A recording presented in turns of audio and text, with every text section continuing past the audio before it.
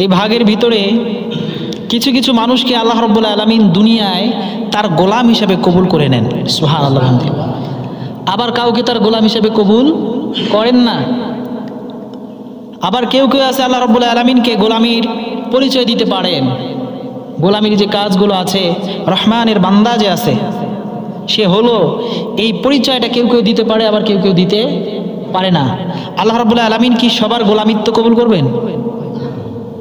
রহমানের বান্দা সবাই হতে পারবে না। এই রহমানের বান্দা হইতে গেলে আমাদেরকে আল্লাহ রাব্বুল আলামিনের সূরা আল ফুরকান, সূরা আল ফুরকানের মধ্যে 63 নম্বর আয়াত থেকে শুরু করে শেষ পর্যন্ত, 63 নম্বর আয়াত থেকে শেষ পর্যন্ত তো আল্লাহ সুবহানাহু ওয়া তাআলা যারা রহমানের বান্দা হবে, যাদেরকে আল্লাহ তাআলা কবুল করবেন, তার গোলাম হিসেবে দুনিয়ায় স্বীকৃতি দেবেন, তাদের 12টি গুণের কথা উল্লেখ করেছেন, সুবহানাল্লাহ বিহামদিহি। যে কেমনে আপনি আমি রহমানের বান্দা হব, আল্লাহর গোলাম হিসেবে দুনিয়ায় আল্লাহ তাআলার কাছে তার গোলাম হিসেবে নিজেকে উপস্থাপন করতে পারবো, কি কি গুণ আমাদের থাকা প্রয়োজন, যে গুণগুলো থাকলে দুনিয়ায় আল্লাহর গোলাম হিসেবে আল্লাহ তাআলা আমাদেরকে কবুল করবেন, সেই 12টি বিষয় আল্লাহ তাআলা সূরা ফুরকানের মধ্যে ওয়া ইবাদুর রহমানিল্লাযী ইয়ামশু আলাল আরদি হাওনা, আল্লাহ তাআলা বলেন যে যার রহমানের বান্দা হবে, যাকে এই রহমানের বান্দা হিসেবে কবুল করবেন, তার প্রথম নম্বর গুণ, তারা যখন জমিনে চলাফেরা করবে, এটা চলাফেরার মধ্যে নয়, শুধু তার কথাবার্তা, তার আচার আচরণ, তার কৃষ্টি কালচার, তারপরে মানুষের সঙ্গে উঠা বসা, এই সব কিছু মিলে হচ্ছে চলাফেরা। তাহলে রহমানের বান্দার 1 নম্বরে তার গুণ হবে হচ্ছে যখন সে মানুষের সঙ্গে চলাফেরা করবে, উঠা বসা করবে, কথা, তার ব্যবহার হবে অত্যন্ত নম্র। সুবহানাল্লাহ পড়েন। আমাদের নবী যাকে আমরা অনুসরণ করি, মুহাম্মাদুর রাসূলুল্লাহ সাল্লাল্লাহু আলাইহি ওয়াসাল্লাম, তার ব্যবহার কেমন ছিল? নরম ছিল না কর্কশ ছিল? এতটাই নরম মনের অধিকারী তিনি ছিলেন, তার কণ্ঠস্বর, তার কথাবার্তা এতটাই নরম ছিল যে কাফির মুশরিকরা নবী করিম সাল্লাল্লাহু আলাইহি ওয়াসাল্লামের জান্নাতি জবান দিয়ে কথা শুনে তার কথায় পাগল হয়ে যেত। সুবহানাল্লাহ বিহামদিহি। তো রহমানের বান্দা যারা হবে, যারা আল্লাহর প্রকৃতপক্ষের গোলাম হবে দুনিয়ায়, এই গোলামের সার্টিফিকেট যারা পাবে, তাদের 1 নম্বর গুণ কি হবে? তাদের চলাফেরা, তাদের কথাবার্তা কেমন হবে? নরম হবে। কিন্তু এখন আমাদের কথাবার্তা নরম না গরম? গরম। আমরা কেউ কারো কথা সহ্য করতে পারি না। আপন ভাই আর এক ভাইয়ের কথা সহ্য করতে পারি না, বাবা সন্তানের কথা সহ্য করতে পারে না, সন্তান বাবার কথা সহ্য করতে পারে না, মার কথা ছেলে মেয়ে সহ্য করতে পারে না, একজন মুরব্বির কথা ছোটরা সহ্য করতে পারছে না। তাহলে আমরা কেমনে রহমানের বান্দা হিসেবে নিজেকে উপস্থাপন করবো আল্লাহ তাআলার কাছে? আমরা কেউ কাউকে দাম দিচ্ছি না। যারা নম্র থাকে না, যারা নম্রভাবে কথা বলতে পারে না, তারা হচ্ছে অহংকারী। তারা কি? তারা কি বলেন? আর অহংকারীকে আল্লাহ তাআলা পছন্দ করেন না। আল্লাহ তাআলা বলেছেন যে যারা অহংকার করে, যারা অহংকার করে, আল্লাহ রাব্বুল আলামিন তাদেরকে জাহান্নামের মধ্যে পতিত করবেন। কেননা অহংকার হচ্ছে আল্লাহর গায়ের চাদর। অহংকার কি? অহংকার হচ্ছে আল্লাহর গায়ের চাদর। আর যে ব্যক্তি আল্লাহর গায়ের চাদর নিয়ে টানাটানি করবে, তার জায়গা হবে জাহান্নাম। রাসূল আকরাম সাল্লাল্লাহু আলাইহি ওয়াসাল্লাম বলেন, যে ব্যক্তি দুনিয়ায় অহংকার করে, যে ব্যক্তি দুনিয়ায় অহংকার করে চলে, অহংকারের ঠেলায় টাকার গরমে মাটিতে পা পড়ে না, মানুষকে মানুষ হিসেবে গণনা করে না, ওই ব্যক্তিদেরকে আল্লাহ তাআলা কিয়ামতের দিন পিপিলিকার মতো উঠাবেন। নাউজুবিল্লাহ পড়ে। কিসের মতো? পিপিলিকা বড় প্রাণী না ছোট প্রাণী? একেবারে ক্ষুদ্রতম পিঁপড়া যেটাকে বলে থাকি, এই পিঁপড়ার আকারে নিয়ে কিয়ামতের দিন উঠাবে। বান্দা যারা হবে তাদের 2 নম্বর গুণ হচ্ছে আল্লাহ তাআলা সূরা আল ফুরকানের 63 নম্বর আয়াতের শেষের দিকে বলেছেন, ওয়াইদা খাতাবাহুমুল জাহিলুনা ক্বালু সালামা। তাদের 2 নম্বর গুণ হচ্ছে ওয়াইদা খাতাবাহুমুল জাহিলুনা ক্বালু সালামা। যেমন মূর্খ লোক আছে, কিছু কিছু লোক আছে যারা মানুষের সঙ্গে ঝগড়া করলেই শান্তি পায়। আছে না এমন লোক? অন্যের ঝগড়া নিজের কাঁধে নিয়ে ঝগড়া করে, মূর্খামো করে। যখন তার সঙ্গে উপযাচক হয়ে কেউ ঝগড়া করতে চায়, রহমানের বান্দার গুণ হবে এমন, যখন তার সঙ্গে কেউ ঝগড়া করতে চায়, তাকে সে সালাম প্রদান করে সেখান থেকে বিদায় হবে। কি করবেন? আপনার সঙ্গে যদি কেউ ঝগড়া করতে চায়, উপযাচক হয়ে, আপনি বুঝতেছেন যে এখানে যদি আমি ঝগড়া করি আমার সম্মানটা শেষ হয়ে যাবে, আমার সম্মান এখানে থাকবে না। তখন আল্লাহ তাআলা বলেছেন, যখন মূর্খ লোকেরা তোমার সঙ্গে ঝগড়া বিবাদ করতে চায় তখন সেইখানে তুমি ঝগড়া বিবাদ করো না, তাদের সঙ্গে মূর্খামো করো না, না করে সেখান থেকে শান্তি বজায় রেখে তাদের মাঝে সালাম প্রদান করে বিদায় হয়ে যাও, এইটাই তোমার জন্য শ্রেয় হবে। তাহলে রহমানের বান্দার 2 নম্বর গুণ কি? কেউ যদি আপনার সঙ্গে ঝগড়া বিবাদ করতে চায় তাহলে সেখানে কি করবেন? আপনি শান্তি বজায় রাখার জন্য, আপনার সম্মান বজায় রাখার জন্য, শান্তি বজায় রাখার জন্য সালাম প্রদান করে সেখান থেকে বিদায় হবেন। রাসূলুল্লাহ সাল্লাল্লাহু আলাইহি ওয়াসাল্লাম বলেন যে যদিও সেইখানে আপনার ঝগড়া করা উচিত ছিল, কারণ আপনি হক কথা বলবেন, আপনার ঝগড়া করা এখানে উচিত, কিন্তু আপনি ঝগড়া করলেন না, ছেড়ে দিলেন, ঝগড়া না করে সেখান থেকে চলে গেলেন। আর সেই বান্দা যদি তর্ক না করে, জ্ঞানজাম না করে ওইখান থেকে চলে যায়, তাহলে রাসূলুল্লাহ সাল্লাল্লাহু আলাইহি ওয়াসাল্লামের উপর ফরজ হয়ে যায় জান্নাতে তার জন্য একটি প্রাসাদের ব্যবস্থা করা। সুবহানাল্লাহ পড়েন। সুতরাং মুমিনের অর্থাৎ রহমানের বান্দার 2 নম্বর গুণ হচ্ছে সে মানুষের সঙ্গে তর্ক বিতর্ক করবে না। সে তর্ক বিতর্ক লাগলে সেখান থেকে সালাম দিয়ে বিদায় হবে। রহমানের বান্দার 3 নম্বর গুণ হচ্ছে সূরা আল ফুরকানের 64 নম্বর আয়াতে আল্লাহ তাআলা বলেন, ওয়াল্লাযীনা ইয়াবিতুনা লিরাব্বিহিম সুজদান ওয়া কিয়ামা। রহমানের বান্দার, রহমানের গোলাম, আল্লাহর গোলামের 3 নম্বর গুণ হচ্ছে যে তারা রাত অতিবাহিত করে তার প্রতিপালকের সঙ্গে সিজদায় দাঁড়ানো অবস্থায়। সুবহানাল্লাহ পড়েন। রহমানের বান্দার 3 নম্বর গুণ কি? সিজদায়। কোন সময়? রাত্রেবেলা। কোন সময়? রাত্রেবেলা। আমরা রাত্রে নামাজ পড়ি, তাহাজ্জুদের নামাজ আমরা পড়ি, রাত্রি জেগে জেগে নামাজ পড়ি না। আমরা রাত্রি জেগে নামাজে এশার নামাজেও যদি দাঁড়াই, গায়ের এত ছটফটানি, ইমাম সাহেব যদি বড় সূরা ধরে তারপরেও আমাদের বিরক্ত লেগে যায়। অথচ একজন আল্লাহর গোলাম হিসেবে আল্লাহর গোলামিত্বের পরিচয় দিতে গেলে অবশ্যই আপনাকে রাত্রি জেগে জেগে ইবাদত করতে হবে। রাসূলুল্লাহ সাল্লাল্লাহু আলাইহি ওয়াসাল্লাম এ সম্পর্কে বলেন যে তোমরা নিয়মিত তাহাজ্জুদের নামাজ পড়ো। কে বলেছেন? রসুল বলেছেন। কে বলেছেন? রসুল বলেছেন যে তোমরা নিয়মিত তাহাজ্জুদের নামাজ আদায় করো, কেননা এটা তোমাদের পূর্ববর্তী নেককার বান্দাদের অভ্যাস ছিল। সুবহানাল্লাহ।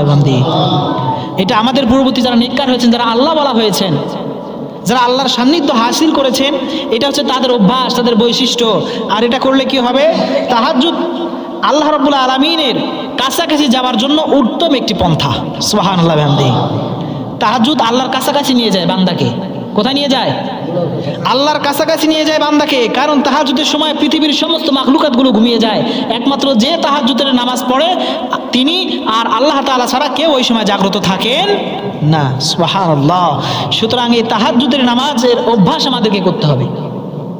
আমরা এতদিন যারা পড়ি নাই বা অলসতা বা বিভিন্ন কাজের মধ্যে লিপ্ত থাকি, রাত্রেবেলা প্রচুর ঘুম, আমরা চেষ্টা করব 2 রাকাত পারি, 4 রাকাত পারি, যে যতটুকু পারি তাহাজ্জুদের নামাজে শামিল হওয়ার চেষ্টা করব। আল্লাহ তাআলা আমি সহ সবাইকে এর শামিল হওয়ার জন্য তৌফিক দান করুক, পড়েন আমিন। এরপর তাহাজ্জুদ পড়লে আপনার কি হবে? আল্লাহর নৈকট্য আপনি হাসিল করলেন, এবং আপনার ভুলক্রমে যদি কোনো মন্দ কাজ হয়ে যায়, পাপের কাজ হয়ে যায়, তাহলে এই তাহাজ্জুদের নামাজ আপনার এই ভুল পাপ তাপগুলোর কাফারা হিসেবে আল্লাহর কাছে গ্রহণযোগ্যতা পাবে। সুবহানাল্লাহ বিহামদিহি। এরপরে রহমানের বান্দার 4 নম্বর গুণ হচ্ছে সূরা আল ফুরকানের 65 নম্বর আয়াতে আল্লাহ তাআলা বলেন, ওয়াল্লাযীনা ইয়াকুলুনা রাব্বানা ইসরিফ আন্না আযাবা জাহান্নাম। যারা রহমানের বান্দা হবে তাদের 4 নম্বর গুণ হবে, তারা বলে, হে আল্লাহ, জাহান্নামের আগুন থেকে আমাকে বাঁচান। সুবহানাল্লাহ পড়তে পারলাম না। যারা রহমানের বান্দা হিসেবে নিজেকে প্রতিষ্ঠিত করতে চান, আল্লাহর গোলাম হিসেবে নিজের দাবিদারিত্ব রাখতে চান আল্লাহর কাছে দুনিয়ায় বেঁচে থাকাকালীন, তাদের 4 নম্বর গুণ কি হবে? তারা আল্লাহর কাছে বলবে যে আল্লাহ আপনি জাহান্নামের আগুন থেকে আমাকে বাঁচান। আমরা এটা বলি কি? দিনে একবারও বলি?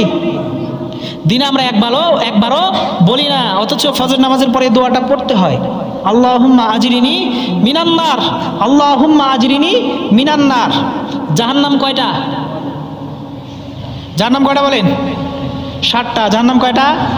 আমরা মুসলমান, আমরা জানি না জাহান্নাম কয়টা। আসলে জাহান্নাম হচ্ছে 7টা। এই দোয়াটা কয়বার পড়তে হয়?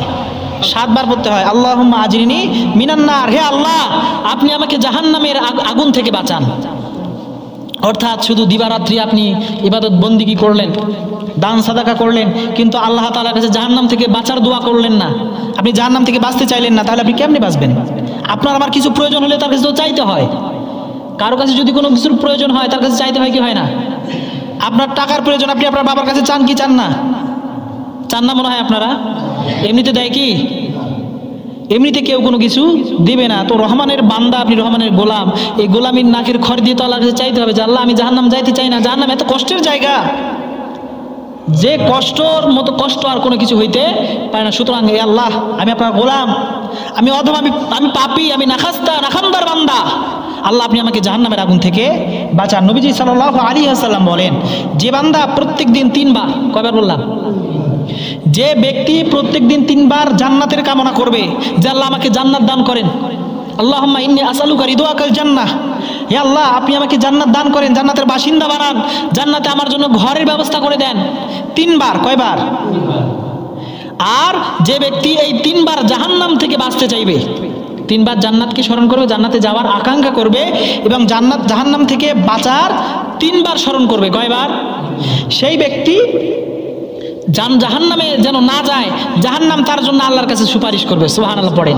জাহান্নাম বলবে যে আল্লাহ, যে ব্যক্তি জান্নাতে যাইতে চাচ্ছে আর আমি জাহান্নামের ভিতরে আসতে চাচ্ছে না, এই আযাবের ভিতরে আসতে চাচ্ছে না, আল্লাহ ওই ব্যক্তিকে আমার ভিতরে আপনি প্রবেশ করায়েন না। সুবহানাল্লাহ বিহামদিহি।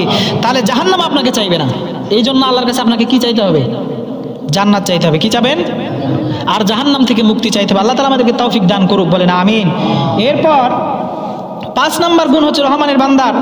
সূরা ফুরকানের 700 আল্লাহ তাআলা বলেন, ওয়াল্লাযীনা ইযা আনফাকু লাম ইয়াসরিফু ওয়া লাম ইয়াকতুলু ওয়া কানা বাইনা যালিকা কওয়ামা।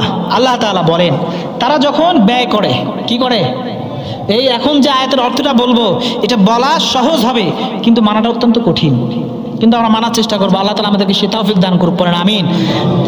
যারা রহমানের বান্দা হবে তারা যখন ব্যয় করবে তখন মধ্যম পন্থা অবলম্বন করবে। আমরা মধ্যম পন্থা অবলম্বন করি। আপনার আমার নিজের জন্য যখন খরচ করতে হয়, পরিবারের জন্য খরচ করতে হয়, আমার রোজগার মাসে 15,000 টাকা, আমি আমার সংসারের পিছনে ব্যয় করি 50,000 টাকা। আছে না এমন? আমার সন্তান, তার মোবাইল চালানোর বয়স হয় নাই, আমি তাকে 15,000 টাকা দিয়ে মোবাইল কিনে দিয়েছি, আপনার পকেটে বাটন সেটও নাই। আপনার সংসার চলে না, দিন আনে দিন খান। যেদিন কামলা দিবেন সেই দিন আপনার সংসার চলবে, যেদিন কামলা দিবেন না সেদিন আপনার সংসার চলবে না। কিন্তু আপনার সন্তান প্রতি মাসেই 1,1200 টাকার এমবি মোবাইলে ভরায়। আছে না নাই? ভুল বললাম? আছে। এমনও আছে সন্তান যে আমার সংসার চলছে না, আমি ঋণ করে আমার সংসারের খরচ করছি। সপ্তাহে 2টা হাট, এই 2 হাটের মধ্যে 1 হাটে আমি মাছ কিনতে পারি নাই, কিন্তু সন্তান জেদ করে, জোর করে, জুলুম করে আমার পকেট থেকে 500 টাকার একটি নোট, কামলা দেওয়া টাকা এমবি ভরানোর জন্য নিয়েছে। তাহলে আপনি যখন আপনার পরিবারের জন্যও ব্যয় করবেন তখন কোন পন্থা অবলম্বন করবেন? মধ্যম পন্থা। কিছু রাখতে হবে, কিছু খরচ করতে হবে, কিন্তু আপনি আপনার পরিবারের জন্য, আপনার নিজের জন্য দ্বিধার সে খরচ করছেন, কোনো হিসাব আপনি রাখছেন না। আর যখন মসজিদের জন্য টাকা চাওয়া হয় তখন পকেট থেকে ছিঁড়া, যে 2 টাকা চলে না, অচল, কানি ছেঁড়া, মাঝখানে ছেঁড়া, সিজার করছে, তালি দিছে, জোড়া দিছে, ওই টাকা এনে মসজিদের বাক্সে আপনি ফেলাই দিচ্ছেন। এইখানে কমে যাচ্ছে, অথচ যেইখানে মধ্যম পন্থা অবলম্বন করার কথা সেইখানে করলেন না। আর যেইখানে দান করলে আপনার সাদকায়ে জারি হিসেবে কিয়ামত পর্যন্ত জারি থাকবে, সেইখানে দান করতে আমার পকেট থেকে টাকা বের হয় না। এরপরে আল্লাহ তাআলা বলেন, মধ্যম পন্থা অবলম্বন তো করবে, অযথা ব্যয় করবে না, কৃপণতাও করবে না। কৃপণতা করছি শুধু মসজিদ মাদ্রাসায় দান করার সময়, কিন্তু নিজের খরচের সময় অপচয় খুব করছি। আল্লাহ তাআলা বলেন, অপচয়কারী হচ্ছে শয়তানের ভাই। অপচয়কারী কি? শয়তানের জায়গা কোথায়? শয়তানের জায়গা জাহান্নাম। তো শয়তানের ভাই হলে আমার জায়গা কোথায় হবে? জান্নাতে হবার আশা আছে না, আমার জায়গা হবে জাহান্নামে। এরপর রহমানের বান্দার 6 নম্বর গুণ, রহমানের বান্দার 6 নম্বর গুণ হচ্ছে ওয়াল্লাযীনা লা ইয়াদউনা মা'আল্লাহি ইলাহান আখর। যে ব্যক্তি রহমানের বান্দা হিসেবে নিজেকে পরিচয় দিবে তার 6 নম্বর গুণ হবে তারা আল্লাহর সঙ্গে কাউকে ডাকবে না, আল্লাহর সঙ্গে কাউকে শরীক করবে না। কিন্তু আমরা আল্লাহর সঙ্গে শরীক প্রতিনিয়ত করে যাচ্ছি, আল্লাহর সঙ্গে শরীক। শিরক হচ্ছে 2 প্রকার। শিরক কয় প্রকার? একটা হচ্ছে বড় ধরনের শিরক, আর একটা হচ্ছে ছোট ধরনের শিরক। এই শিরক থেকে আমাদেরকে বাঁচতে হবে। তাহলে বড় ধরনের শিরক কি? বড় ধরনের শিরক হচ্ছে মূর্তি পূজা করা। কি করা? মূর্তি পূজা করা। তারপরে বড় ধরনের শিরক হচ্ছে মূর্তি পূজা করা, পীর পূজা করা, মাজার পূজা করা, মাজারে গিয়ে সিজদা দেওয়া। এই সমস্ত লোক এখন কম না বেশি? পীর মুরিদি আছে না নাই? আছে। হায় রে আল্লাহ, মূর্খতা, মানুষ কত বড় জাহিল হলে এই সমস্ত কাজ করতে পারে। আপনি সন্তান চাবেন কার কাছে? কিছু কিছু ভণ্ড তালা বাবা, ল্যাংটা বাবা, তারপরে হচ্ছে রশি বাবা, কত বাবা, বাবার শরীরের এমন অবস্থা, দুর্গন্ধে কাছে যাওয়া যায় না, ওই বাবার পা ধরে সমানে কান্দে, নাউজুবিল্লাহ পড়েন। সেই বাবার পায়ে দিয়ে সিজদা করে। যে বাবা বলে যে নামাজ রোজার প্রয়োজন নাই, নামাজ রোজা করতে হবে না, তুমি মারা গেলে আমি কবরে গিয়ে তোমার সওয়াল জবাব দেব, নাউজুবিল্লাহ পড়েন। যাবে না। হাদিস শুনেন, একজন সাহাবী নবী করিম সাল্লাল্লাহু আলাইহি ওয়াসাল্লামের কাছে এসে বললেন যে ইয়া রাসূলুল্লাহ, হাবিবাল্লাহ, আমি অমুক দেশে গিয়েছিলাম, সেখানে গিয়ে দেখি যে ওই দেশের তার যে অনুসারী আছেন, তাকে যারা ভালোবাসেন, তার যারা মুরিদ আছেন, কিংবা তার যারা সম্প্রদায় আছেন, তারা তাদের দেশের সরকারকে সাজদা করে। কি করে? তাদের সরকারের যারা অনুসারী আছেন তারা তাদের সরকারকে সিজদা করে। তো সাহাবী আবেগের ঠেলায় বলে ফেলতেছেন যে ইয়া রাসূলুল্লাহ, হাবিবাল্লাহ, আপনি তো আখিরি জামানার পয়গম্বর, আমাদের নবী, সকল মাখলুকাতের নবী, তো আমার মনে চায় আমিও আপনার পায়ে সিজদা করি। আবেগে বলেছেন যে তারা যদি তাদের সরকারকে সিজদা করতে পারে, আপনি তো রসুল, তো আমারও মনটা চায় যে আমি আপনার পায়ে সিজদা করি। রাসূলুল্লাহ সাল্লাল্লাহু আলাইহি ওয়াসাল্লাম জবাব বললেন যে না, সিজদা করা যাবে না, আল্লাহ ছাড়া কাউকে সিজদা করা যাবে না। রাসূল প্রাধান্য দিয়েছেন, উপরে তুলে দিয়েছেন। বাড়িতে গিয়ে হাদিসটা বলবেন। আল্লাহর হাবিব বলেছেন যদি পৃথিবীতে কাউকে সিজদা করা জায়েজ হইতো, মনোযোগ, পৃথিবীতে যদি কাউকে সিজদা করা জায়েজ হইতো, তাহলে আমি বলতাম প্রত্যেকটা স্ত্রী যেন তাদের স্বামীর পায়ে সিজদা করে। সুবহানাল্লাহ বললেন না? যদি সিজদা দেওয়া জায়েজ হইতো, তাহলে প্রত্যেক স্বামীর পায়ে স্ত্রীদের সিজদা দেওয়ার জন্য রসুল হুকুম দিতেন। কিন্তু পৃথিবীতে কাউকে সিজদা দেওয়ার, আল্লাহ ছাড়া কাউকে সিজদা দেওয়া জায়েজ নাই, কাউকে সিজদা দেওয়া যাবে না। সুতরাং আমরা সিজদা করব কাকে? আল্লাহ ছাড়া কাউর কাছে মাথা নত করব না। টাকা হোক, পয়সা হোক, যার যে কিছুর জন্যই হোক, যতই ক্ষমতা থাক, একমাত্র আল্লাহ ছাড়া আমরা কাউর কাছে মাথা নত করব না। এর ফাঁসি হোক, জেল হোক, জুলুম হোক, অন্যায় হোক, যা কিছু হয়ে যাক না কেন আপনার উপর দিয়ে, আল্লাহ ছাড়া কারোর কাছে মাথা নত করা যাবে না। অনেকে দেখবেন যারা আল্লাহর সান্নিধ্য পেয়েছেন, যারা আল্লাহর গোলাম হয়েছেন, অনেকেই ফাঁসির দড়িতে ঝুলেছেন, কিন্তু আল্লাহ ছাড়া কারোর কাছে তার মস্তিষ্ক মাথা নত করেন নাই।